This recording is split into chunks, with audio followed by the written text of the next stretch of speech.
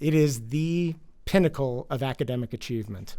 To me, is one of the most important things that's ever happened in the history of Texas State is getting a chapter of Phi Beta Kappa. We are in rarefied air at Texas State now as a result of this.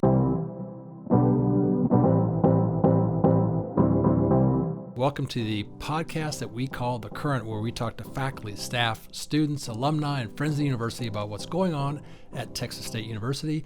And what better way to start than to have a conversation with two of our great faculty members. So we have Dr. Bryan Glass, thank you for being here, and Dean Heather Galloway. And so we'll start off, let me hear your Texas State story. And Heather, we'll start with you.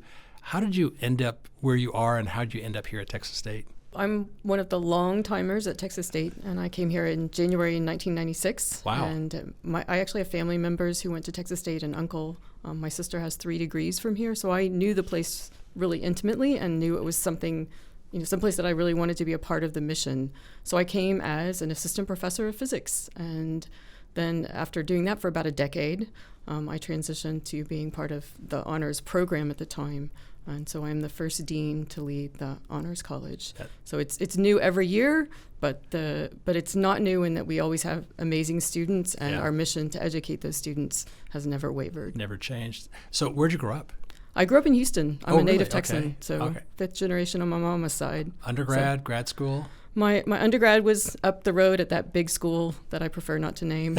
And then I went out west for my doctoral degree at UC Berkeley. UC Berkeley, I've heard of that. Yeah. It's kind of a well-known place. Your first job was Texas State? My first job out of graduate school was Texas And State. never left. How lucky are we? Yeah, but it doesn't feel like I've had the same job. It feels like I've had a bunch of different jobs because the place has changed so much, and I've changed positions as well. And you've got so much context for the change that other people like me don't appreciate. So I remember studying about the university before I applied and while I was going through the application process.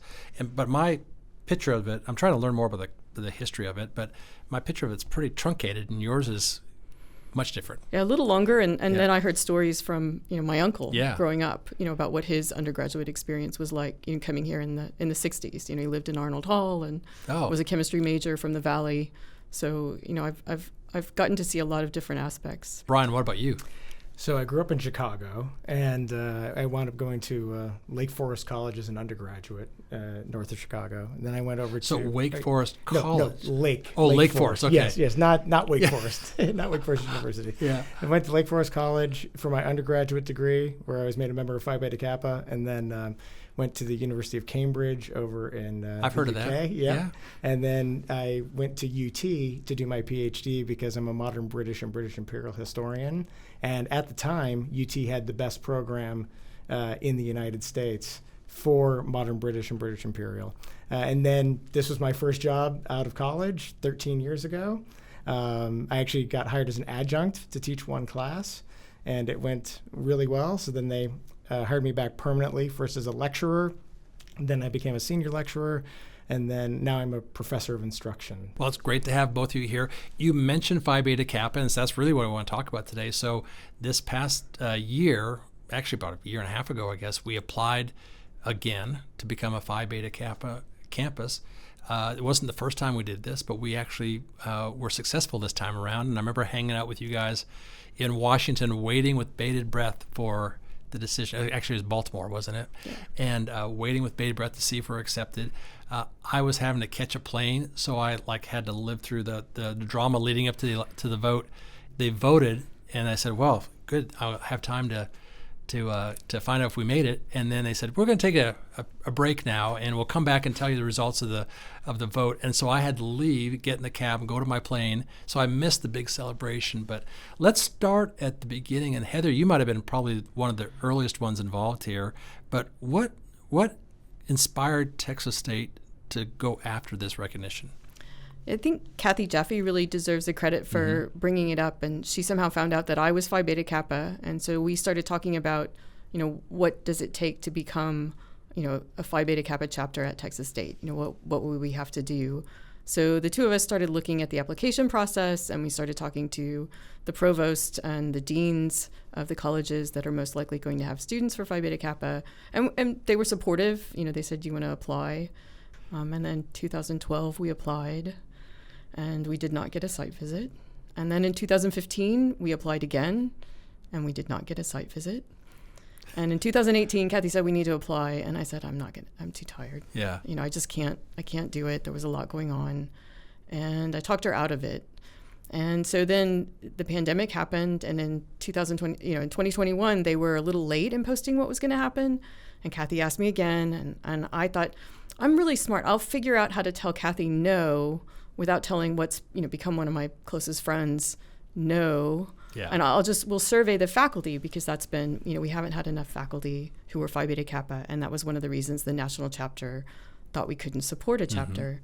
Mm-hmm. And I surveyed the faculty, and I thought, we're applying for Phi Beta Kappa, because we had hired so many new faculty who were Phi Beta Kappa, and retained a lot of the faculty who I already knew about. So it was really time. We had crossed that barrier of having a robust group of Phi Beta Kappa faculty, and that really was one of the things that I knew would increase our chances of actually getting it. So they had changed the process, so we had to write an even longer application. These things are never easy. There's typically several hundred pages. Just so happens. Oh yeah, you've got the application right there. Yeah. So it just so happens that I actually have the 400-page application. Should anybody wish to carefully read it, but it was quite fun to put together.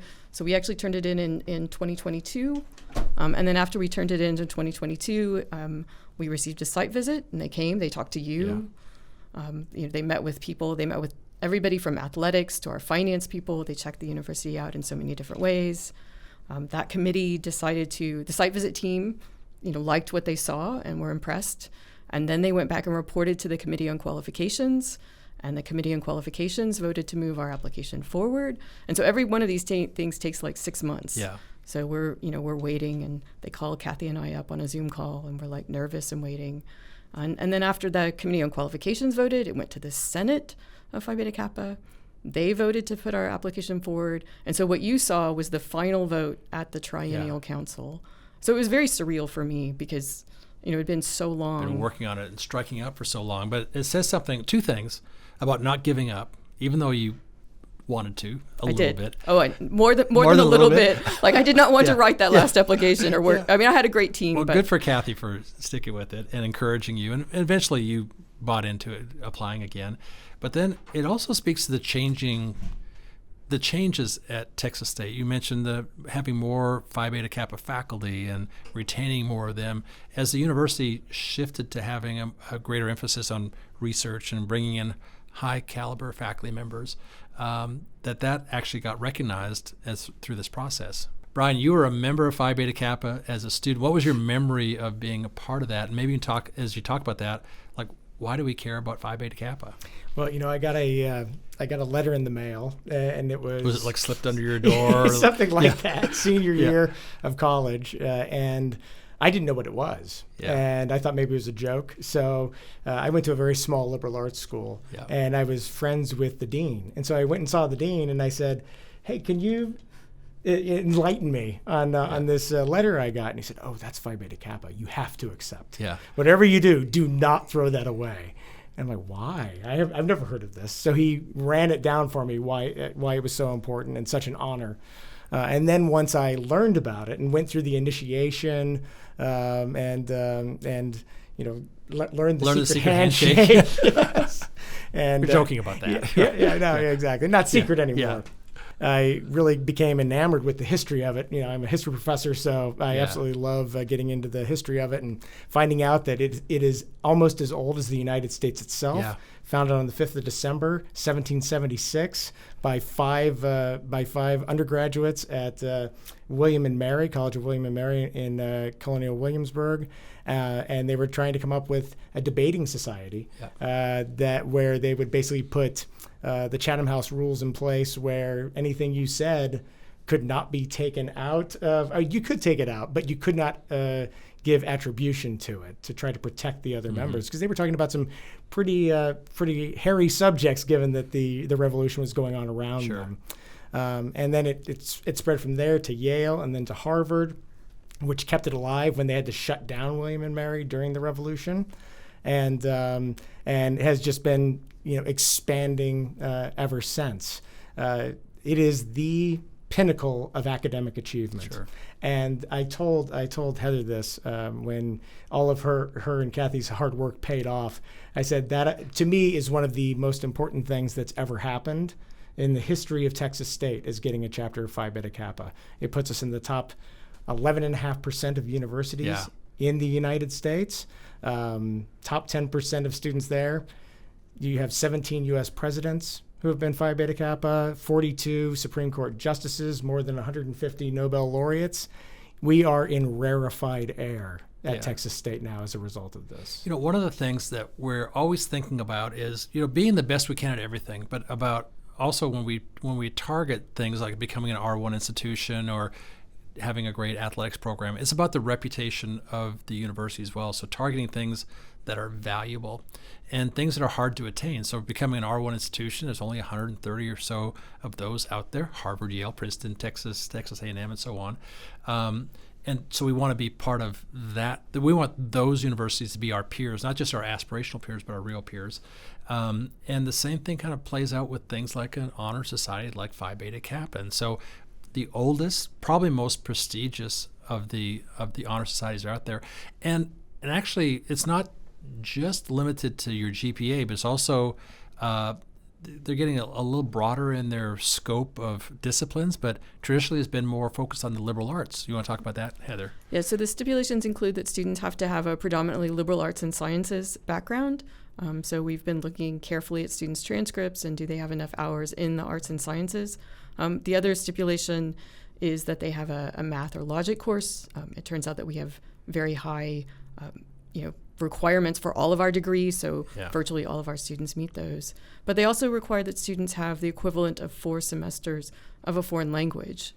So that's also something that we look at carefully. So we've been examining transcripts. I think this week we will have the final word on which of our students will be invited to Phi Beta Kappa. So the invitation should go out at the end of this week. So. And we won't be like passing an envelope under the door or anything like that. No, it'll be an email notification probably. It will be email. We may also use some snail mail, but we're also going to be using the faculty that we have here because our charter member list is 91 members. We're going to be circulating that list out to them. Many of them will be in the same departments as the students, and so we're going to encourage them to have meetings that students can attend to learn more, as well as to inform the students directly. We know that makes a big difference to the students. Texas State is already the number 1 applied to school in the state of Texas among students who are using the Apply Texas website portal. I saw some data this morning. It's 42,000 students, high school seniors, have already applied for admission for the fall semester. So we have a lot of people applying, and we welcome a wide swath of students who come here. But I think having Phi Beta Kappa as part of our arsenal now will attract students who might not have thought about coming here, because it sends a signal about, we talked about the changing perspective of the university, that changes slowly. You can change a football program pretty quickly, but changing the reputation, the academic reputation of the university takes time. But this is one signal of that, don't you think? Yeah, I definitely think so. It's always been true here that students who came here got an excellent education. It was never false, even from my first year here. But convincing the rest of the world that it was true is not as easy. And I think that having a national honor society recognize it is really important for establishing that. Yeah, there are less than 300 chapters in the United States. So right there, that you're in select company. How many public universities in the state of Texas are Phi Beta Kappa? Not sure how many public. I know we are number 13 in terms of the total number of universities or colleges in Texas. And we'll be the 5th public. There's 4 public universities right now. And so tell me about the process now. So the first initiation will be different from the second and third and so on. What are our plans for the first inaugural class? We're going to have the students, we'll teach the students the secret handshake, and then have them knock at the door and come in. We'll have a lot of the faculty who are named as charter members. We've invited all of them. We'll invite some guests from the Phi Beta Kappa Alumni Association in Austin. They've been very supportive, and we've been working with them. They give out a couple of scholarships that are often won by a Texas State student already. And then we'll also have some founding members that I know we've been communicating about. Yeah. And I don't think we're ready to announce them yet. Not yet, but I think we're. Yeah. So these are people who will become members of the They will founding be. class? They will be found. They will be Yeah. named as Phi Beta Kappa members. And one of the things that the CEO of Phi Beta Kappa, the secretary of Phi Beta Kappa, Fred Lawrence, says is it doesn't matter if you were joined as a student, which is what they call members in course. They have very archaic. When you were founded in 1776, you have kind of old language for a lot of things. But he said, honorary members are just as important.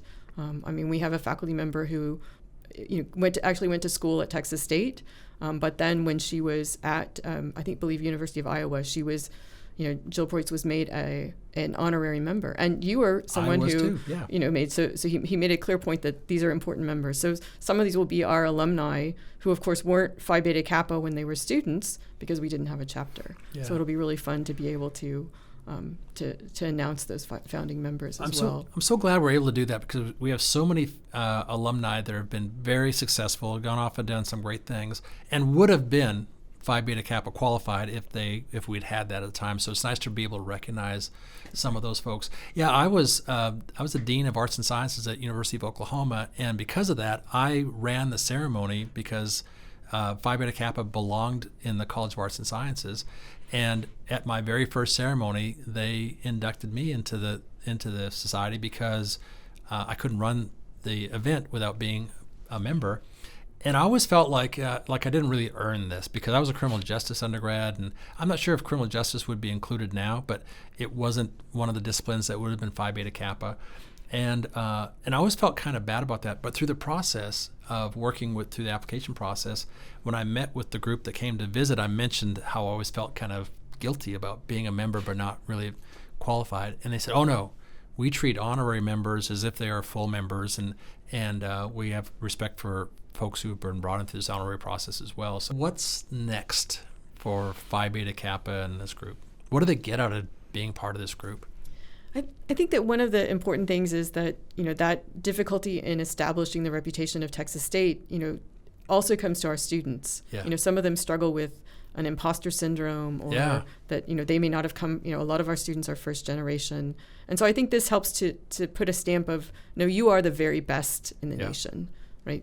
We are acknowledging, we have looked at the standards set by Phi Beta Kappa, and we have invited you because of your high academic achievement. And so I think that helps them to realize, we are the best in the nation. So I think that's, one of the most important reasons we've put it.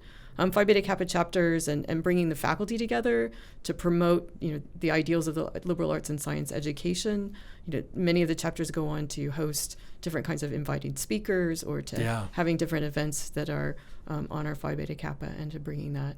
And, continuing to fundraise to make sure that the chapter is successful on campus and can support students joining. Yeah, it's not just you join and pay a fee and you get this thing added to your resume. There's actually some value added to being a member of this society. Supposedly law schools, when they are trying to admit new classes, take the Phi Beta Kappa members and they put them at the top of the list. Oh, wow. And that is one of the most important of the admission criteria that they look at, which I didn't even know until I started looking into this.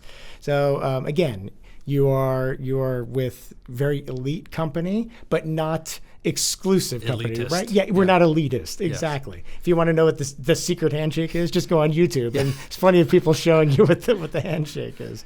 It was a little bit different when I was initiated in 1999. They actually told us that we weren't supposed to share the handshake with anyone else. Our parents weren't allowed to come, and it was in this kind of like dark old building, and felt very much like we were in some sort of secret society. Yeah. But that's not the case now. The families are going to be invited to attend, which is going to be, I think, just a wonderful event. And it's before graduation, they get to celebrate this milestone, this achievement, which again, as I said, is so rare in academia.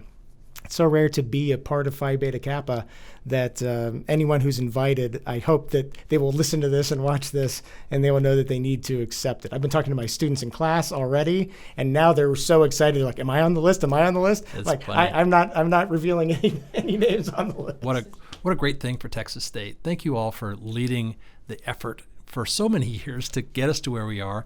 And hard things aren't easy on purpose because there's a value to them. And sometimes it just takes a little time to get through, I think people's perception of the university, but also, what we're doing here. So thank you all for leading in that. And I can't wait for the inaugural initiation process. It's going to be a lot of fun, and to remember the secret handshake. So thank you for that. It's really been a team effort. I mean, the university has been really supportive. And so, we did a lot of work on writing the application and had a great team of people. And we now have a great team of officers planning the initiation. But it's required the support of multiple university presidents and provosts to get us to this point. So, everybody from athletics to the library has helped. It's an iterative process, right? You're building on previous applications and so on. So one of the fun things we like to do is have listeners to the podcast submit their questions for me. And so I'm going to turn the tables and ask you to open this envelope up here. And Heather, I'll ask you to ask me a question that you see there. What was your favorite read from 2024? Fiction/nonfiction/article. Favorite read. I guess it says from 2024, but you've had a month in 2025, So here's a book I'm reading right now. I actually made my word of the year this year. I pick a word every year that kind of describes what I want to inspire myself to do, is the word read, to go off and read something. And I try to put a theme around it. And so I decided to read books that were written as books that then later became movies. And so I'm reading right now, the book is by Upton Sinclair. It's called Oil, with an exclamation mark at the end. And it's about the history of the oil industry. And that book was the basis for the movie There Will Be Blood. And so I'm reading that book right now. It's a fascinating story about the history of these guys that literally were taking shovels and pickaxes and going down and, pounding holes in the ground without any of the science and the knowledge that we have about geology that we had now, where they're just like literally speculating about where there might be oil, like looking at the land and going, well, maybe this would be a great place, and just digging a hole until they ran into a gusher. And then they didn't have like a process of dealing with it. There's no big refineries out there, so what do you do with all this oil? But it's interesting to learn something about the history of oil, because oil is so central to this state and the prosperity of this state, that I love the fact that it's historic, but also led to a movie that was actually pretty interesting. Daniel Day-Lewis is one of the world's greatest actors in it, and so oil. And then you can watch Landman on Paramount, which is also from one of our Texas State alumni. So Christian Wallace was one of our former students, became a writer for Texas Monthly, and he started a podcast called Boomtown. And based on Boomtown, they developed this series called Landman, which is just fascinating. And so my wife and I listened to the Boomtown podcast recently, and it's kind of like his family's entrance and existence in living in the Permian Basin area, and he worked on oil rigs and then came to Texas State, got a degree, became a writer, and him kind of being very introspective about his life growing up in that area, talking to his family members, his uncles and his parents and so on, about the history of oil in that area as well. So thanks so much. I appreciate you all being here today. Thank you.